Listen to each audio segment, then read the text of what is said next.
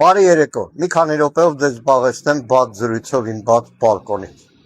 Անցնող օրերին արդեն նախընտրական այս թողուբոհի մեջ հրապարակվում են նախընտրական ծրագրերը, որտեղ բնականաբար խոսք կա նաև մեր երկրի անվտանգության զինված ուժերի մասին։ Իշխանությունը իր նախընտրական ծրագիրը հրապարակելով, ինչպես վայել է արդեն իրեն, անցնող ամիսներին հիմա էլ այդ թեմայի մասին խոսում է, բայց ավելի շատ պոպուլիզմով, քան բում բովանդակային նյութերի շուրջ։ Այսօր ուզում եմ խոսել մեր երկրի ազգային անվտանգության զինված ուժերին առնչվող մի վտանգավոր նոր երևույթի մասին։ Իրականում նոր երևույթ, որ ասում եմ, սա մեկ ամսվա, երկու ամսվա երևույթ չի, վերջին տարիների երևույթ է։ Վերջին մեկ ամսվա լրահոսը, եթե վերհիշեք, կհանդիպեք վստահաբար վերնագրերի։ Դժբախտ դեպք է եղել որևէ ստորաբաժանումում, 25 օրյա վարժական հավաքի 3 զորակոչված դանակահարվել են մեկ այլ հավաքի մասնակցի կողմից, պայթյուն է տեղի ունեցել զինվորական ստորաբաժանումում, պայմանագրային զինծառայողը վիրավորվել,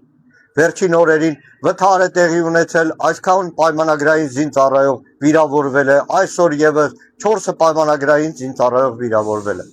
Լուրը հայտնվում է եւ կայծակտային արագությամբ տարածվում ողջ հայկական լրատվական տիրույթում։ Պաշտպանության նախարարությունը մեծամասամբ բերանափակած լուր է մնում, որտեղ պաշտպանության նախարարությունը իր նախարար Սուրեն Պապիկյանի գլխավորությամբ այս օրերին լծված է լոկ նախընտրական քարոզարշավի։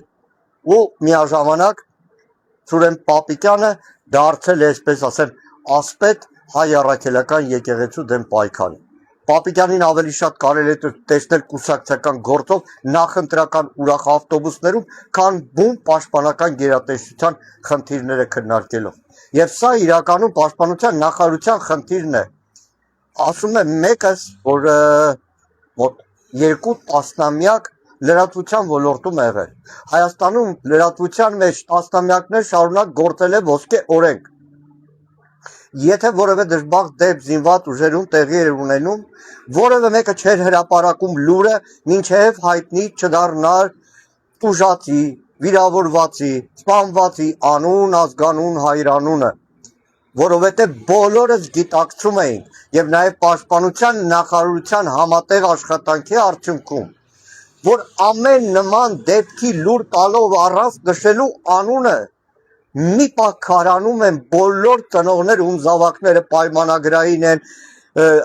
զորակոչված են, 25 օրյա վարժական հավաքի են զորակոչված, իսկ հիմա այլևս քաոս է, անուն չկա, ազգանուն չկա, մեկ պահ պատկերացնեք կամ